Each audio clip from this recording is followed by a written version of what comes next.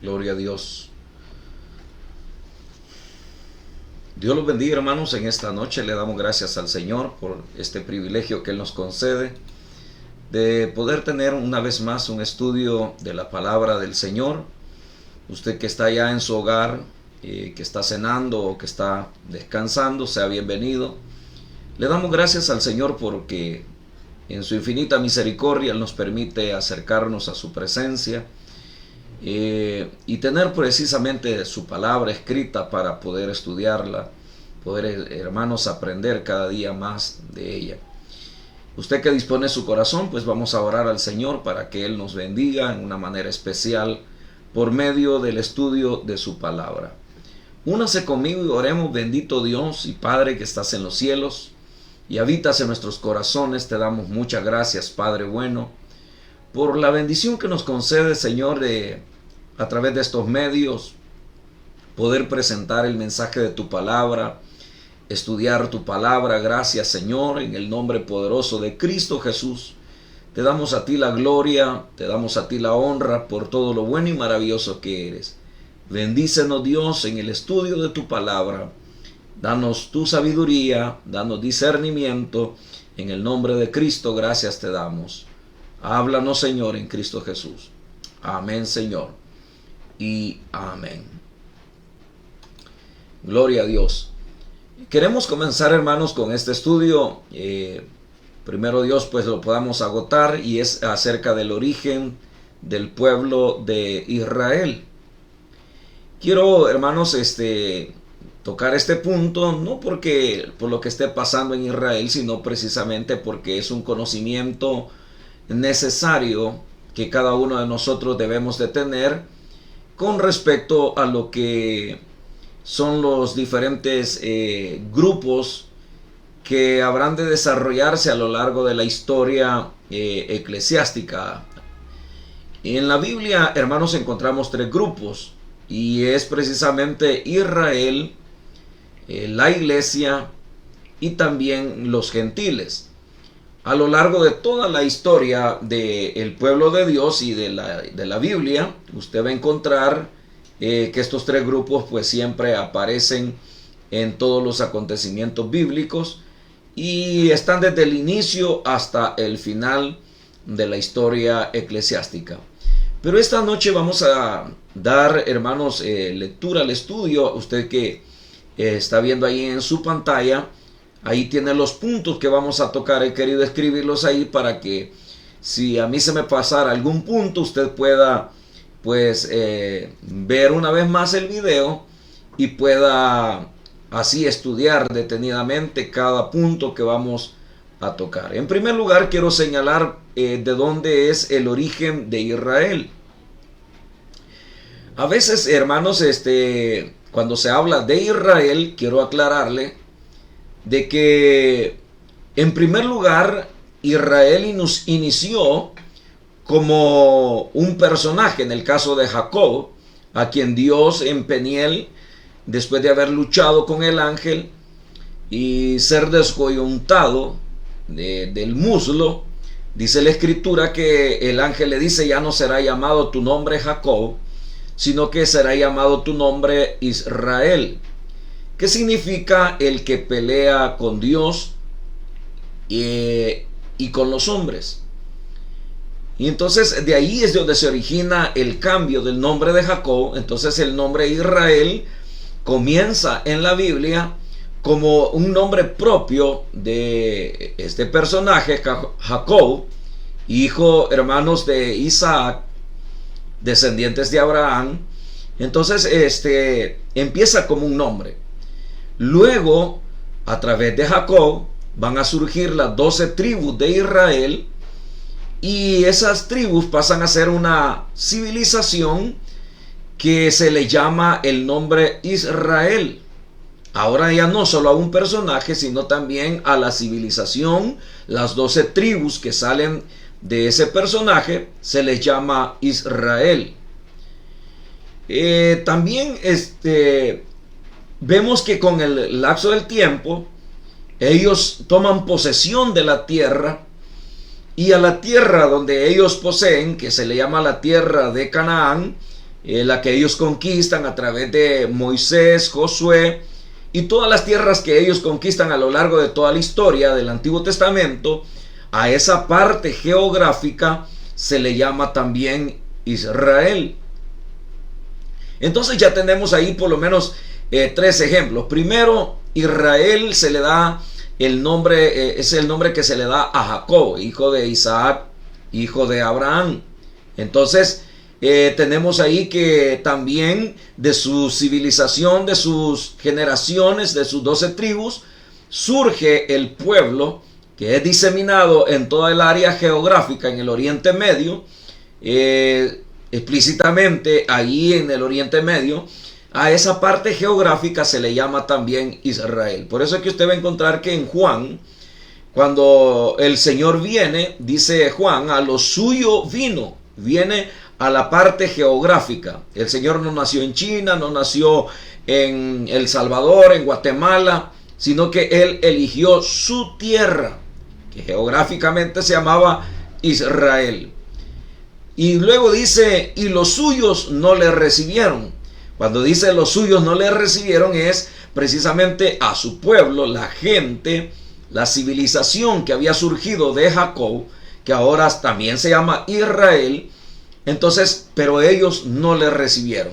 Entonces tenemos ahí prácticamente el origen. Pero ¿por qué se llamaron hebreos? Fíjese que en la Biblia encontramos el nombre hebreo, hebreos. También encontramos el nombre judíos. Encontramos el nombre israelita.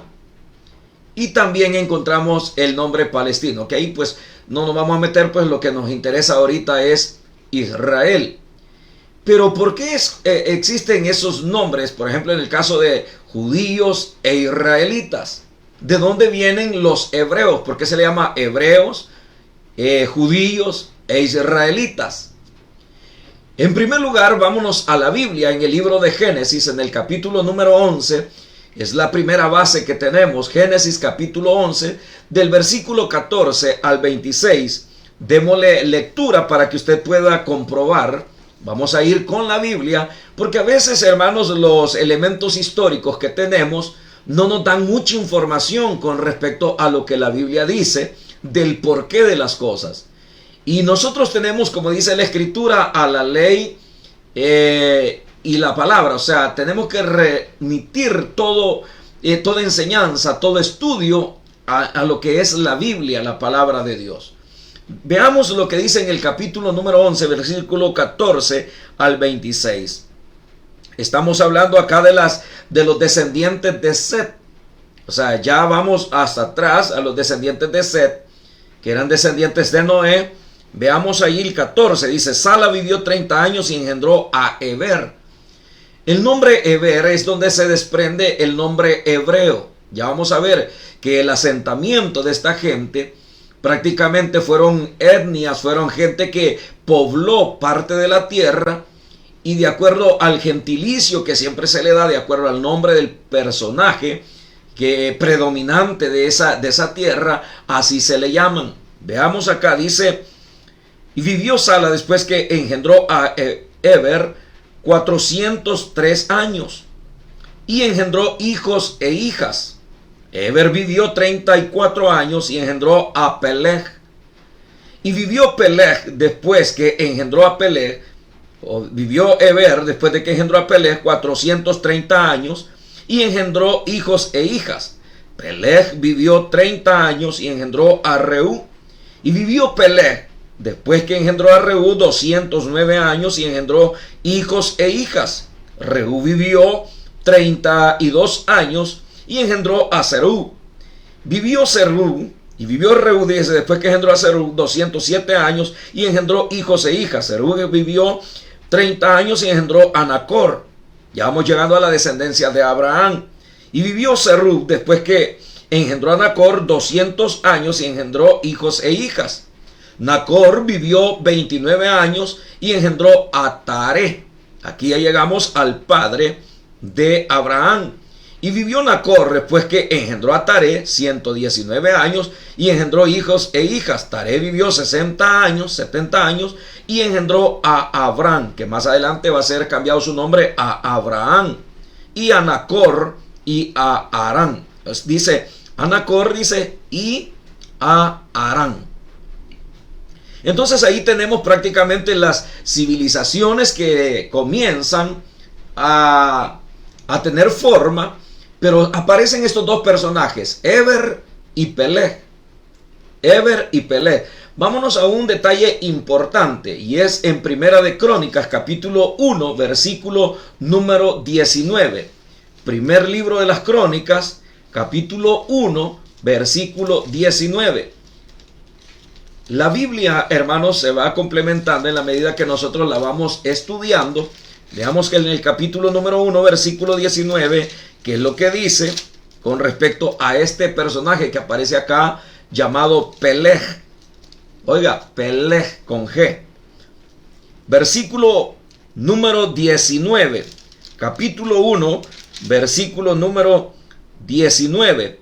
Dice, y a Eber nacieron dos hijos. El nombre del uno fue Peleg, vuelve a aparecer, por cuanto en sus días fue dividida la tierra, y el nombre de su hermano fue Jotán. Aquí aparece ya un detalle muy interesante, y es que con este personaje de quien nació, o sea, este Peleg, que era hijo de Eber, dice que en sus días fue dividida la tierra. Entonces encontramos que los hebreos, oiga bien, vienen de Eber, del gentilicio de Eber. El gentilicio sería hebreo. De Eber viene el gentilicio hebreos. Como también de la tribu de Judá viene el gentilicio judíos. Ya lo vamos a ver más adelante eso. Pero hay un detalle acá, y es que aquí en Primera de Crónicas dice en el versículo 1, el capítulo 1, versículo 19, dice que en los días de este hombre fue dividida la tierra. Es decir, que solamente habían dos lugares donde habitaba el pueblo de Dios a través de las civilizaciones de los descendientes de Noé. Y a estas personas, estas etnias, esta civilización que se asentó en esa parte de la tierra, que se cree que es al otro lado del río, otros dicen del otro lado del Mar Rojo, que después ellos lo van a cruzar de allá de Egipto para acá, se le llamó a esa parte los hebreos. O sea, el gentilicio que se les dio fue los hebreos. ¿Por qué? Porque venían de Eber. Y entonces el territorio en el cual ellos vivían se les llamó los hebreos. Ese fue el gentilicio que se le dio. Veamos otro detalle en la escritura. Veamos siempre en Génesis, en el capítulo número 14. Capítulo número 14 del libro de Génesis. Y leamos ahí tiene usted el versículo número 13. Génesis 14, versículo número 13. Dice, y vino uno de los que escaparon y lo anunció a Abraham el hebreo. Note ese detalle. Y vino uno de los que escaparon y lo anunció a Abraham el hebreo. Aquí usted ya mira en la Biblia que el gentilicio que se le da a los descendientes de Eber es hebreos.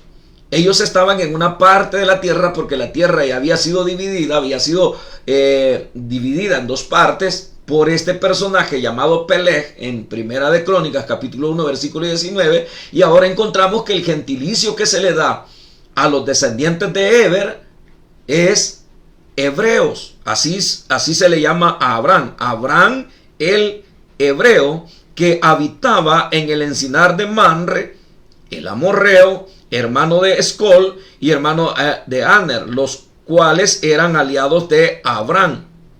Entonces estamos ahí ya identificando el origen de los hebreos, de los israelitas. Pues ya le dije, ahora ya aclaramos que el nombre hebreo viene de Eber.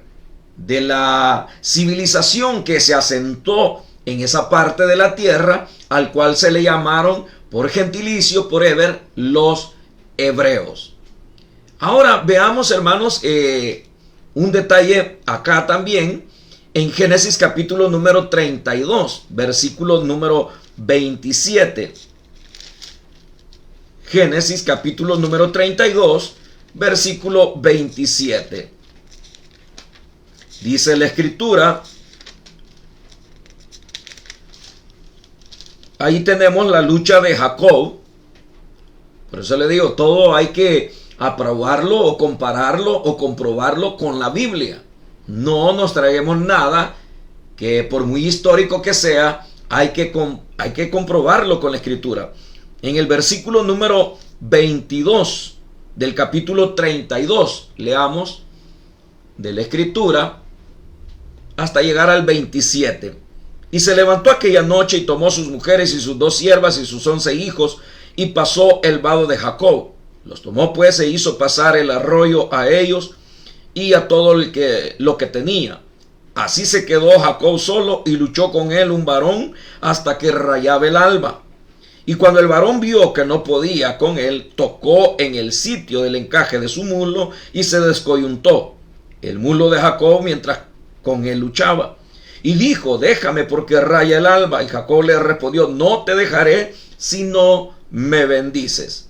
Y el varón le dijo, ¿cuál es tu nombre? Y él respondió, Jacob. Jacob significa usurpador. Y era porque las características que Jacob tenía desde su nacimiento eran las características de querer usurpar lo que le correspondía a su hermano.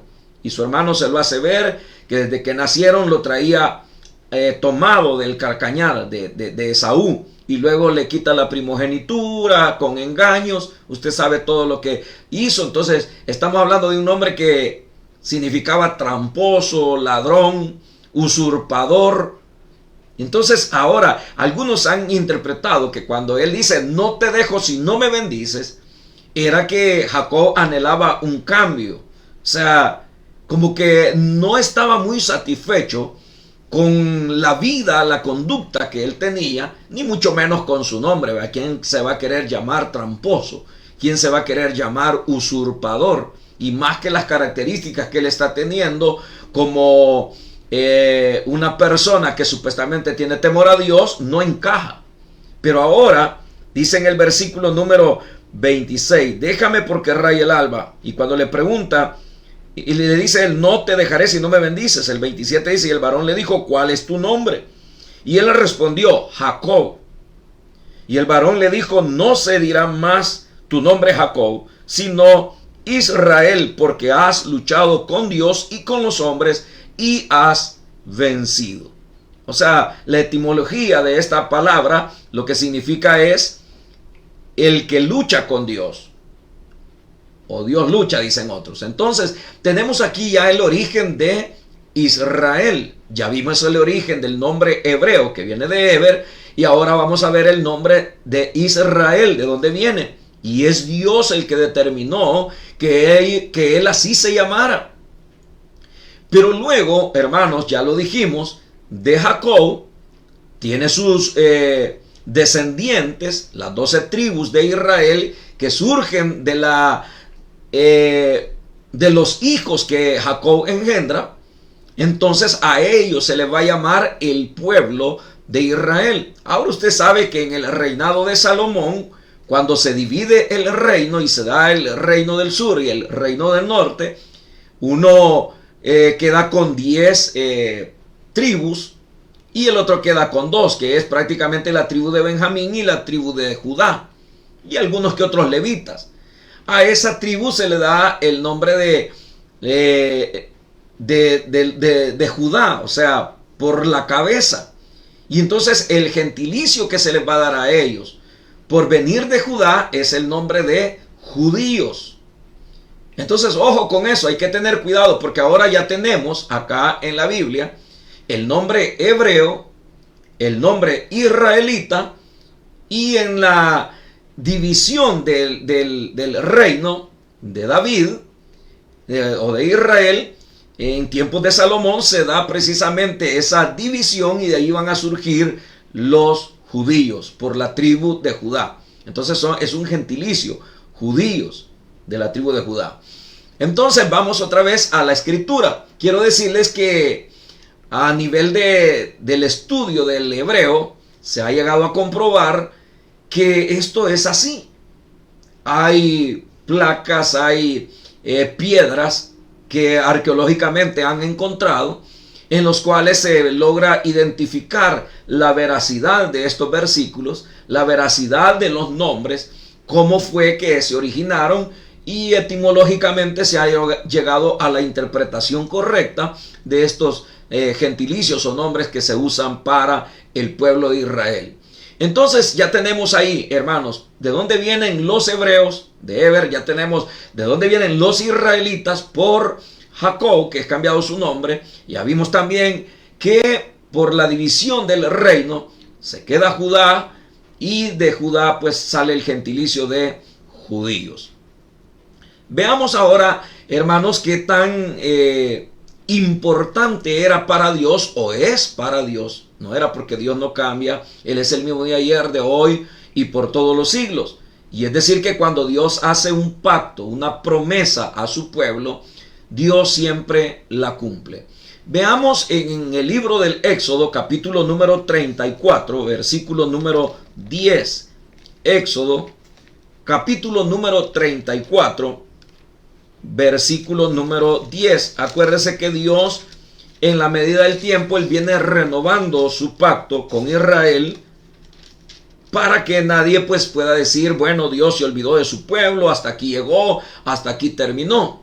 No, mire, Éxodo 34:10 dice: y él contestó, he aquí yo hago pacto delante de todo tu pueblo. Oiga, haré maravillas que no han sido hechas en toda la tierra, ni en nación alguna.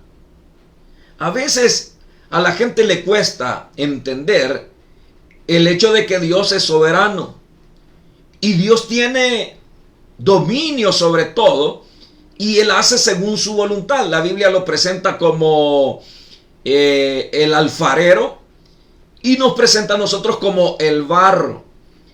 Y la actividad de Dios la presenta como la actividad de un alfarero, que Él hace vasijas para honra y vasijas para deshonra. O sea, Él es el alfarero y Él puede hacer con el barro prácticamente lo que Él quiera hacer. Entonces nosotros no podemos argumentar, como dice Pablo, ¿podrá la creación reclamarle al creador? Eso es imposible. Entonces acá vemos como una manera de ser como específico Dios y seleccionar a Israel, y siempre lo hace en base a su soberanía, no en base a méritos que la persona tiene. Por ejemplo, nosotros somos hijos de Dios no por méritos, sino que lo somos por gracia. Pero veamos ahí, dice versículo 10, y él contestó, he aquí yo hago pacto delante de todo tu pueblo, haré maravillas que no han sido hechas en toda la tierra, ni en ninguna nación. Y verá todo el pueblo en medio del cual estás, en el cual estás tú, la obra de Jehová, porque será cosa tremenda lo que yo haré contigo. Ahora, Dios está diciendo, yo voy a hacer maravillas contigo. Te voy a bendecir. Cosas que no he hecho en toda la tierra, ni en ninguna otra nación, las voy a hacer contigo. ¿Qué estamos viendo ahí? Estamos viendo a un Dios que está seleccionando a este pueblo para hacer maravillas. Ahora, ese pacto puede ser roto, puede ser destruido, puede ser eliminado. Veamos lo que dice Jeremías capítulo 31, versículo 35 al 40. Existen muchas corrientes que hacen o quieren hacer creer a la cristiandad y a las personas que son temerosas de Dios que Dios se olvidó de su pueblo, que Dios terminó con su pueblo y que no tiene mayor trato ya en el tiempo que vivimos con ese pueblo. Pero vea lo que dice Jeremías capítulo número 31, versículo 35 hasta el 40. Jeremías capítulo 31, versículo 35 al 40. Dice de la manera siguiente. Préstele mucha atención porque esto es muy importante que nosotros lo examinemos. Así ha dicho Jehová, que da el sol para luz del día, las leyes de la luna y de las estrellas para luz de la noche, que parte el mar y braman sus ondas. Jehová de los ejércitos es su nombre. Si faltaren estas leyes delante de mí, dice Jehová, también la descendencia de Israel faltará, para no ser nación delante de mí eternamente. Oiga, qué tremendo esto. El Señor está hablando de las leyes naturales que Él ha puesto en el sol, la luna, las estrellas, el mar. Y Él dice, si faltare una de estas leyes, si llegara a fallar, si llegara a faltar una ley de estas, entonces, dice acá, entonces dejará Israel de ser nación. O sea, dejaré mi pacto con ellos. Pero acá lo que está diciendo es que la descendencia de Israel, dice, faltará para no ser nación delante de mí eternamente. O sea, está diciendo, si estas leyes fueran destruidas, desaparecieran, entonces existirá la posibilidad de que Israel sea desechado, de que Israel falte como nación, que deje de ser nación eternamente. Pero si esas leyes dejan de existir, es decir, que Dios está poniendo acá un límite, o está poniendo una prueba indubitable por medio de la cual nosotros podemos entender que Dios está diciendo, miren, estas leyes siempre van a existir. Estas leyes del mar, de las estrellas, del sol, la luna, siempre van a existir.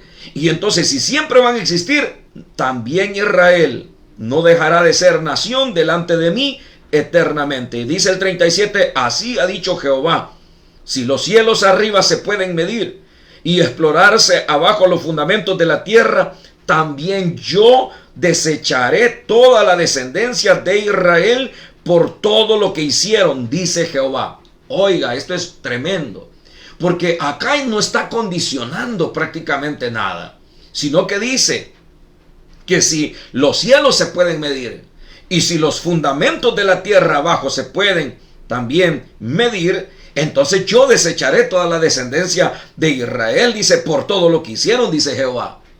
O sea, pero las dos cosas que él está planteando, el medir, hermano, los cielos, sin medir los cimientos de la tierra, es imposible hablando humanamente. Entonces, si eso es imposible, entonces dice Dios, también yo, dice, si eso se diera, yo desecharé la descendencia de Israel, toda la descendencia. Pero como eso no sucede, no puede existir, entonces Dios no va a desechar a su pueblo. No lo va a desechar. Entonces, qué tremendo es poder encontrar este fundamento de parte de Dios. Que Dios no va a poner sus bases para tratar con su pueblo o con su iglesia, bases sencillas que se pueden cambiar de la noche a la mañana. No, la Biblia dice, Dios no es hombre para que mienta, ni hijo de hombre para que se arrepienta. Ahora veamos un detalle importante. Y entonces, ¿por qué? Oiga bien esto. ¿Por qué en algunas ocasiones aparentemente se ve como que Dios desprecia a Israel? Como que Dios ya no quiere tratar con Israel. Le voy a poner un ejemplo en el libro de Oseas. En el libro de Oseas usted va a encontrar cómo la esposa le es infiel a Oseas. Esa mujer se prostituye, se vende como esclava, y llega el momento en que Dios le dice a Oseas, ve, cómprala y haz un pacto con ella. Lo que se interpreta de ese libro profético de Oseas es que Dios está mostrando a Oseas lo que él siente, lo que él está viviendo con su pueblo Israel. Pero la pregunta que uno se hace es, ¿por qué no le dice simple y sencillamente a Oseas, búscate otra mujer que te sea fiel, que jamás te haya fallado? Porque el ejemplo que Dios le va a poner a Oseas es de que a pesar de todo lo que Israel había hecho, se había ido tras los ídolos, había, hermano, hecho cosas terribles, sus reyes habían hecho cosas tremendas, pero Dios no había desechado a su pueblo. O sea, Dios no lo había destruido, Dios seguía velando por ellos. Entonces, ¿qué es lo que Dios hace? Dios lo que hace es restaurar, Dios lo que hace es levantar, Dios lo que hace es dar una segunda oportunidad. Es como en el caso de la iglesia, en el caso de nosotros, los cristianos. Dios no nos ha desechado por una falta que hayamos cometido. Y digo faltas no refiriéndome a pecados gravísimos, sino que tal vez a situaciones que sabemos que no son la voluntad de Dios, pero muchas veces se hacen.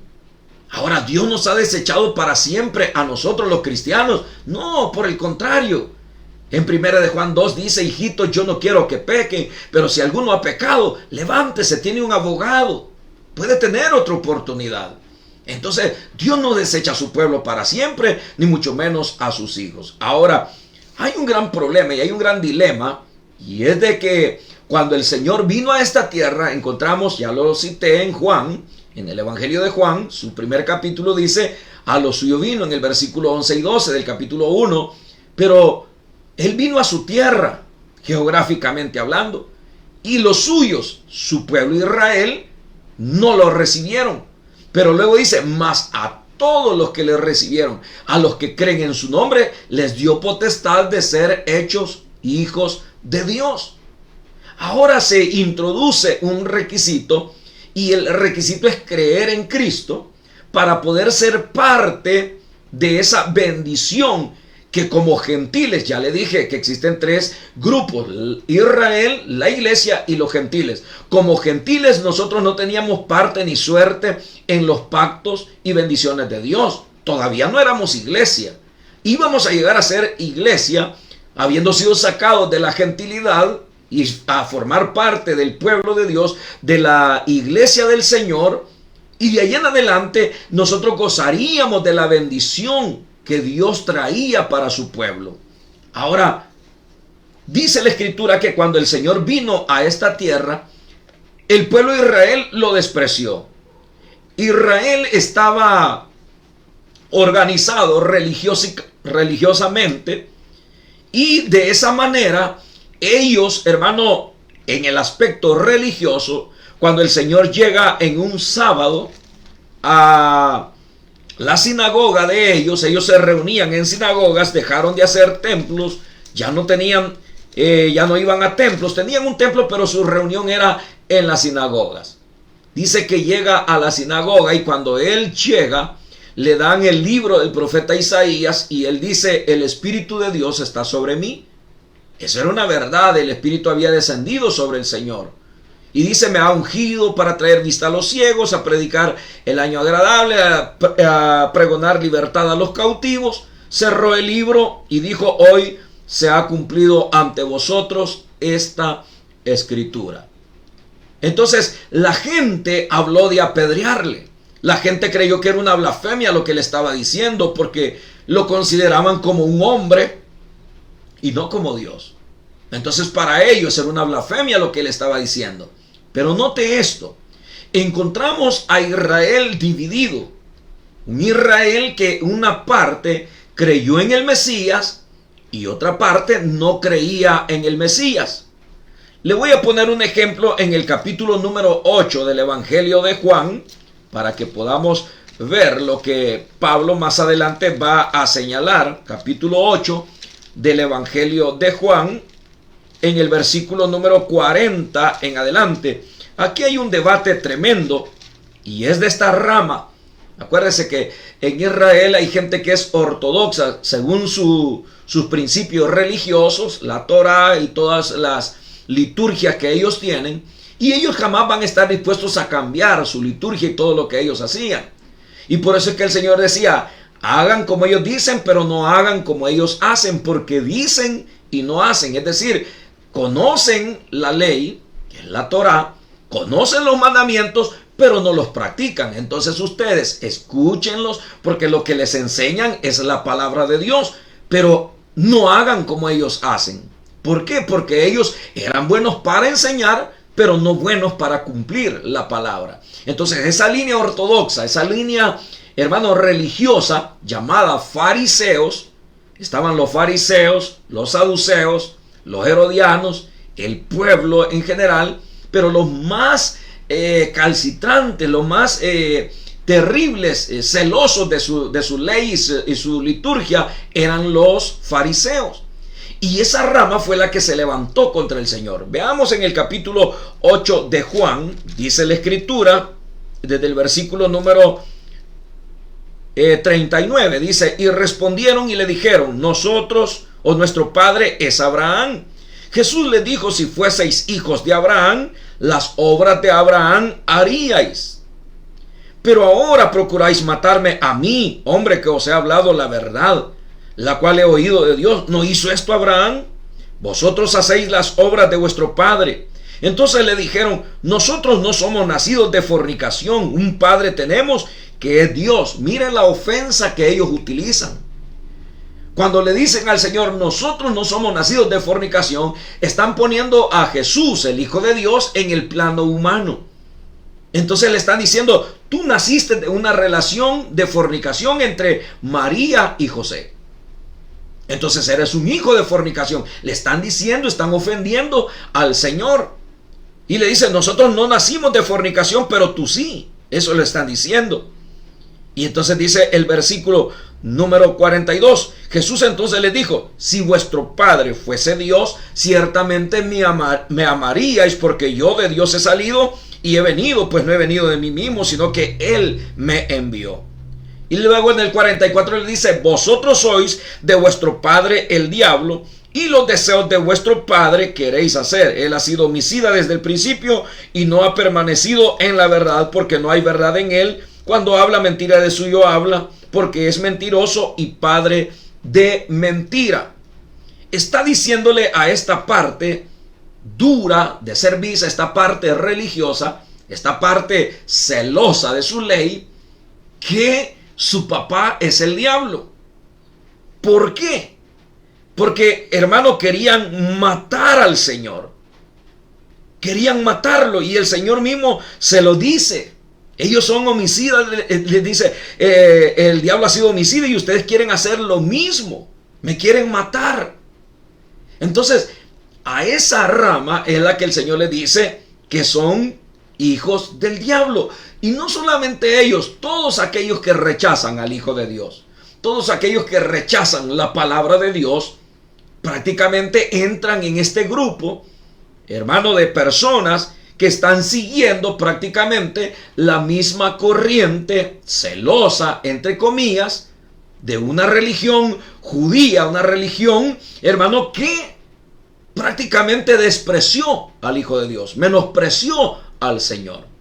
Entonces tenemos ahí ese ejemplo, y lo quise tocar para que usted pueda ver que esa rama de los fariseos fueron los que prácticamente se opusieron a todo el ministerio del Señor. Y más adelante lo vamos a encontrar en las cartas, lo vamos a encontrar en Apocalipsis.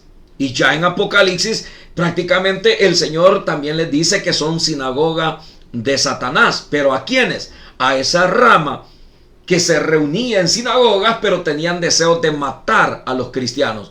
Porque cuando se dan los mensajes a la iglesia, dice: no soportas a esos que se dicen ser judíos, pero son sinagoga de Satanás. O sea, la gente que se reúne en una sinagoga, pero tiene deseos de matar, de venganza, de odio, donde hay deseos de matar, de muerte. Solo Satanás puede ser el amo y señor de ellos. Entonces a ese número, a esa rama de gente religiosa, es a la que se le llama. Dios no está desechando a Israel, no le está llamando hijos del diablo a todo Israel, ni tampoco a sinagoga de Satanás a todo Israel, sino a esa parte. Es como en el caso de los cristianos. En el caso de los cristianos hay cristianos fogosos, Pero hay cristianos tibios, que la misma Biblia dice, de mi boca te vomitaré.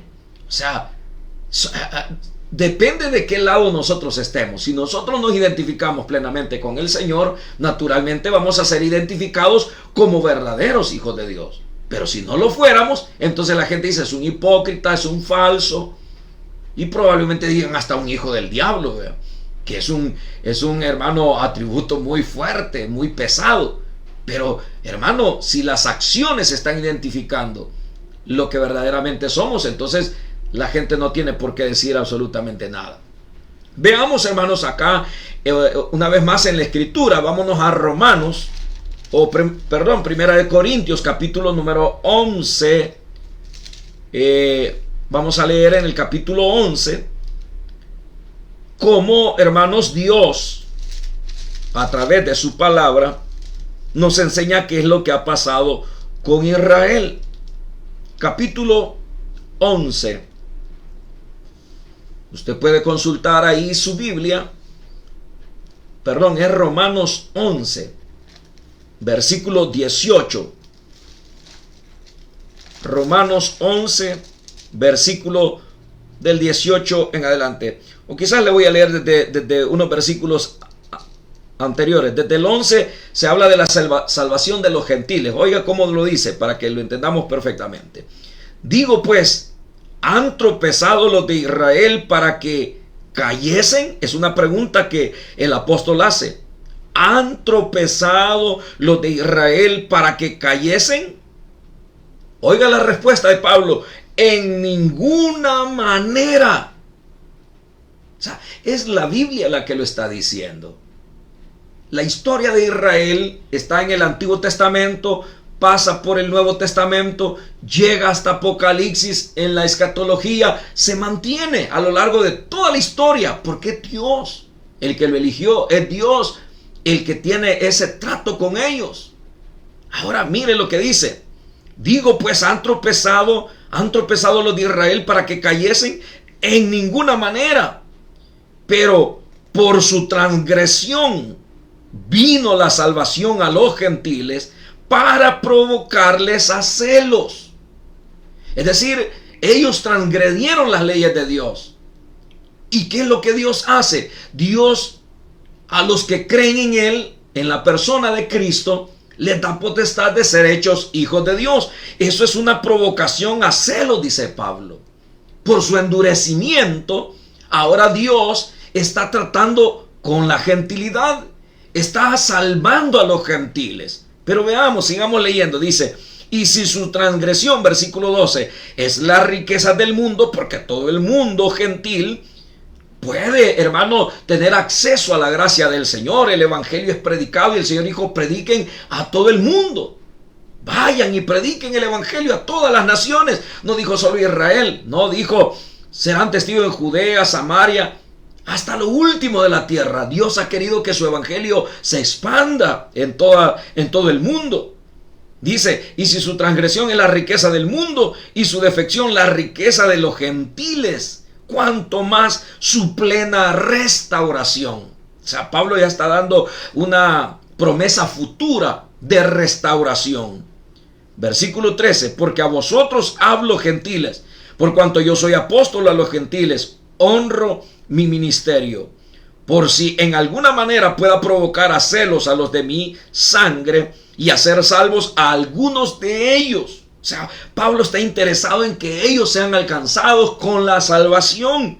Y dice, yo los quiero provocar también a celos para traerlos a la salvación. Versículo 15, porque si su exclusión es la reconciliación del mundo, ¿qué será su admisión sino vida de entre los muertos? Versículo 16, si las primicias son santas, también lo es la masa restante. Y si la raíz es santa, también lo son las ramas. Pues si alguna de las ramas fueron desgajadas, y tú siendo olivo silvestre, has sido injertado, o sea, es como un injerto en lugar de ellas, y has sido hecho participante de la raíz, o sea, de Dios, que sustenta las ramas, y de la rica savia del olivo. Versículo 18, no te jactes contra las ramas, o sea, contra Israel. Y si te jactas, sabes que no sustentas tú a la raíz, sino la raíz a ti. O sea, no somos nosotros los que hemos movido a Dios, es Dios el que nos sostiene, es Dios el que nos ha elegido a nosotros. Versículo 19, pues las ramas, dirás, fueron desgajadas para que yo fuese injertado. O sea, alguien puede decir, bueno, Dios despreció a Israel y ahora somos nosotros los niños bonitos de él. Para ser injertados, dice acá.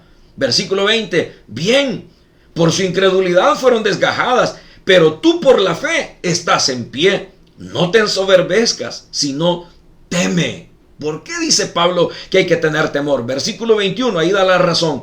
Porque si Dios no perdonó a las ramas naturales, ¿de quiénes está hablando de las ramas naturales? Está hablando de Israel, no está hablando de gentiles, no está hablando de la iglesia. La iglesia es el producto del sacrificio de Cristo, no de un pacto de Dios con Israel.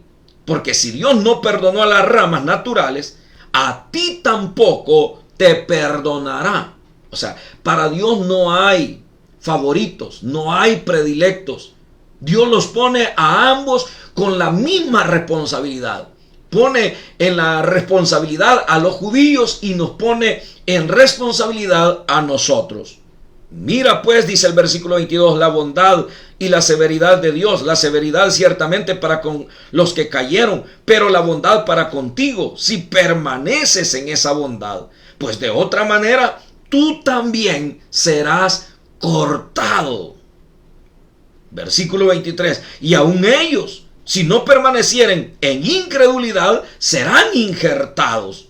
Pues poderoso es Dios para volverlos a injertar. Está hablando de la reconciliación, está hablando del arrepentimiento. Dice, oiga, si no permanecen en incredulidad, o sea, los judíos que creen en el Señor, dice, serán injertados, porque poderoso es Dios para volverlos a injertar.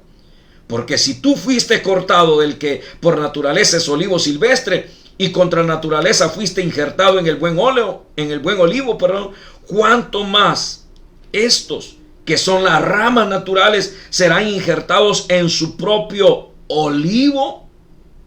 O sea, Pablo está hablando de Israel, está hablando de que la dureza de ellos permitió que los gentiles ingresáramos. Le voy a dar un ejemplo. Un día Jesús llegó a predicar a la región de Tiro y de Sidón, y allí salió una mujer sirofenicia que le decía, Señor, ayúdame, ten misericordia de mí. Y quería que le ayudara con su hija, que se la sanara, se la liberara. Y las palabras del Señor es, no está bien, oigan lo que el Señor le dice, no está bien tomar el pan de los hijos. ¿Quiénes eran los hijos? Los israelitas. Él había venido a su pueblo. No está bien tomar el pan de los hijos y dárselo a los perrillos. Note usted cómo se está utilizando. En el arameo se utiliza mucho el diminutivo para ser un poquito más pasivo a lo que es la expresión del Señor. Entonces, mire, dice la escritura que le dice la mujer, sí, Señor, yo entiendo lo que tú estás diciendo, pero quiero decirte que aún los perrillos comen de las migajas que caen de la mesa de sus amos. Y el Señor dijo, oh, mujer, grande es tu fe. Por esta palabra, ve, el demonio de tu hija ha salido, ha sido libre. O sea, pero era una mujer gentil que sabe perfectamente lo que el Señor le está diciendo. El Señor no le está diciendo, mira, yo ya deseché a Israel, ya no tengo nada con ellos. No, le dice, son los hijos, el pan es para ellos. Pero ella entiende perfectamente lo que el Señor le está diciendo. Leamos allí el versículo número 25.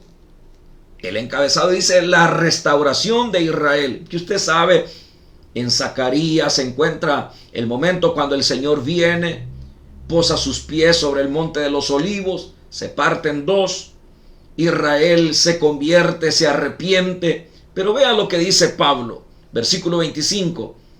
Porque no quiero, hermanos, que ignoréis este misterio. Oiga cómo lo plantea, como un misterio. Para que no seáis arrogantes en cuanto a vosotros mismos. Esa arrogancia que muchas veces existe en el creyente hacia el judío, hacia el pueblo de Dios, dice Pablo, no debe de existir. En cuanto a vosotros mismos, que ha acontecido a Israel endurecimiento en parte, no en una totalidad, en parte. Y dice el tiempo, hasta que haya entrado la plenitud de los gentiles. Dice en parte, y el tiempo es hasta que entre la plenitud de los gentiles. Dice el 26, y luego todo Israel será salvo. Como está escrito, vendrá de Sión el libertador, que apartará de Jacob la impiedad. Y este será mi pacto con ellos, cuando yo quite sus pecados. Entonces está diciendo Pablo que el pacto de Dios es volver a restaurar a Israel. En parte, dice, han sido desgajados, endurecidos, pero dice el 26, y luego todo Israel será salvo. Ya no en parte, sino completo. ¿Cuándo? Cuando entre la plenitud de los gentiles. Entonces, ¿qué tiene que hacer la iglesia? Nosotros no debemos de estar preocupados qué es lo que Dios va a hacer con Israel. Es que Dios es su Dios y ellos tienen su trato con Dios. Nosotros los cristianos lo que tenemos que hacer es ganar las almas para Cristo, a predicarle a los gentiles de Cristo, hablarles del amor de Dios, del amor de Cristo a los gentiles. ¿Para qué? Para que entre la plenitud de los gentiles y entonces Israel, todo Israel, no en parte, sino todo Israel, porque hay judíos que aman a Dios, aman a Jesús, y hay una buena parte que no. Entonces acá dice, entonces todo Israel será salvo. No estamos hablando de un todo absoluto, sino que, hermanos, siempre es un todo relativo, pero estamos hablando ya que abarca al pueblo, su totalidad, o sea, el pueblo de Dios, aquellos que realmente están en el plan de Dios. Entonces hay que tener mucho cuidado cómo la Biblia presenta su trato con Israel, cómo presenta su trato con la iglesia y cómo presenta su trato con los gentiles. Así de que, hermanos, ahí tenemos prácticamente el origen de Israel, que en 1948 ellos regresaron a su tierra. Habían estado esparcidos por muchos años, y una de las muestras grandes que Dios dio a ese pueblo, oiga esto, la tierra de Israel es desértica, no es una tierra fértil como la que hay en todo el mundo, y nadie la podía hacer germinar, absolutamente nadie. Cuando el Señor dijo, cuando veáis de la higuera aprended, dijo, cuando su rama está verde, está reverdeciendo, es que está cerca el Señor. Ha comenzado el Señor a manifestarse en su trato con Israel y también con su iglesia. Pero cuando Israel entró en 1948, por orden de las Naciones Unidas, volvieron a ser un estado. Ellos empezaron a sembrar la tierra y la tierra empezó a producir y empezaron a ser bendecidos. Ya eran prósperos donde, en las naciones donde habían ido, y donde quiera que hay judíos, son gente próspera. ¿Por qué? Porque son pícaros, porque son sinvergüenzas. No, absolutamente no. Es porque Dios está con ellos. Y todo aquel, hermano, que sabe que al estar en comunión con Dios, el ser fiel a Dios, Dios lo va a prosperar y Dios lo va a bendecir, así como prospera a los israelitas también. Así de que, hermano, en vez de estarnos metiendo en problemas de que ellos están peleando y están en guerra, acuérdese, en toda la historia escatológica de la Biblia está Israel. Y ojo, hay que estar pendientes de lo que pasa con ellos, porque la historia en la Biblia se va marcando en ese pueblo, en ese pueblo. Entonces, que Dios bendiga a Israel, que Dios bendiga a todas las naciones, que Dios bendiga al Salvador, que Dios bendiga a su iglesia. Oremos al Señor. Padre, gracias te damos por la bendición de tu palabra. Gracias porque hemos aprendido, Señor, un poco sobre tu pueblo, tu iglesia, la gentilidad. Te pido, Señor, que nos ayudes a serte fieles para nunca ser desgajados, ni mucho menos cortados, Señor. Ayúdanos, Padre, a que aprovechemos, Señor amado, esa bendición que tú has dado a la gentilidad de tener acceso, Señor, a tu presencia, a tu pacto, a tus promesas. Gracias, Señor. Gracias por tu infinita misericordia. Gracias por tu bondad. Te pido que bendigas, Dios mío, a todas las naciones. Bendice al mundo entero. Bendice a Israel. Bendice a todos los países, Señor, que están en guerra, que están en conflicto. Ayúdales, Padre.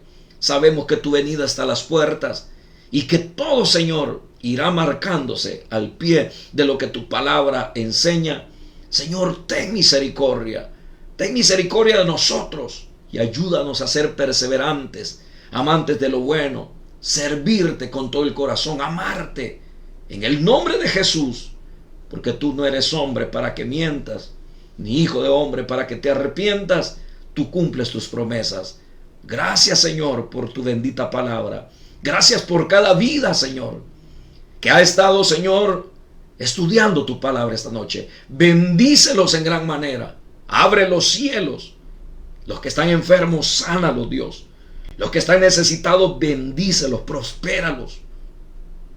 Derrama tus ricas y abundantes bendiciones sobre ellos. Recibe bendición, hermano. Allí en tu empresa, en tu negocio, en tu hogar, recibe bendición. Tu ministerio sea próspero. En el nombre de Jesús. Que Dios te haga grande. Como le dijo a Abraham, mira las estrellas. Hablando de la generación espiritual, esa descendencia espiritual de Abraham, de los hijos de Dios. Y que también asimismo, si se podía contar las arenas del mar, que habla de Israel, de su pueblo, Señor, podían contarse las bendiciones grandes que tú das. Pero Señor, tú eres grande, eres hacedor de maravillas. Por eso te suplico que bendigas a tu pueblo. Bendice tu iglesia. Bendice tus hijos. Abre los cielos, Señor. Bendice a sus hijos, su familia. Guárdalos, protégelos. Guíalos, Señor. Aquellos pastores que están haciendo tu obra en el extranjero, en Europa, donde quiera, Señor, que hay siervos que están dando, Señor, tu palabra continuamente. Bendícelos, Dios. Bendice sus proyectos. Bendice sus familias. Prospéralos. En el nombre de Jesús, dale salud, dale fuerza, para que sigan dando tu mensaje, tu palabra, Dios. En el nombre de Jesús, te doy gracias, Señor. Gracias. A ti sea la gloria, Padre, hoy y por siempre. En Cristo Jesús, amén y amén. Dios le bendiga, hermano Javier Medina, nuestra hermana Isa Herrera. Dios les bendiga, gracias por escribir. Estamos, hermanos, siempre estudiando la palabra de Dios. Acuérdense, estamos tocando teología, muy importante, como también estamos tocando conflictos matrimoniales. Así de que no se pierda, hermanos, toda la programación que estamos dando a través de YouTube y a través de Facebook. Aprovechemos al máximo lo que Dios nos está dando. Que el Señor los bendiga, hermanos, y los guarde en esta noche. Adelante, amados hermanos.